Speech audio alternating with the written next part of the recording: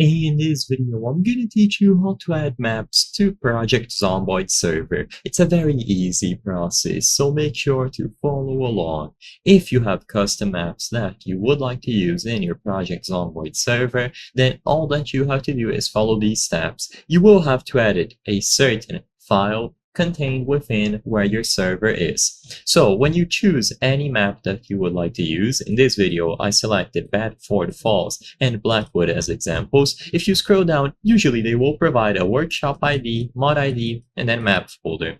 So what you have to do is add all of this information in that specific file that I mentioned. So find where your server is located and then look for servertest.ini, a file like this. When you right-click this, you will find the option to edit with Notepad. If you don't see the option to edit with Notepad, then just open Notepad and you can either drag this inside of Notepad or choose File and then Open.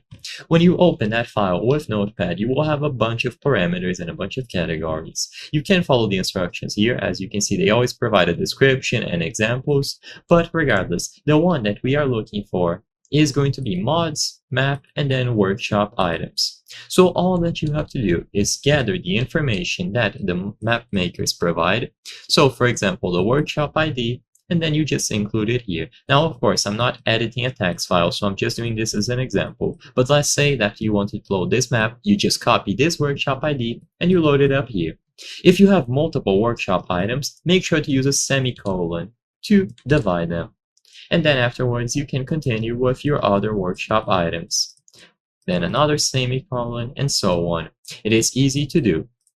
Just keep separating them like this, and this map will be loaded first. Then you have the mod ID and then map folder. Once again, all that you have to do is include them here. So in this specific example, you simply have to include Blackwood. You include both here, and if needed, again, separate with a semicolon. But as long as you include the name of the map in mods, maps, and then the ID of the workshop item in workshop items, you are good to go.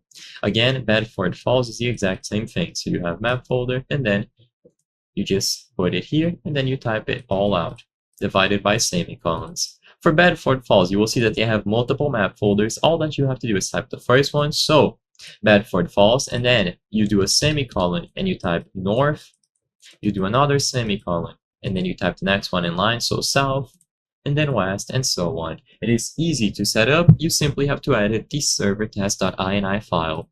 I hope I was able to help you on how to add maps to Project Zomboid server. If this video helped you, please be sure to leave a like and subscribe for more very easy tips. Thank you for watching.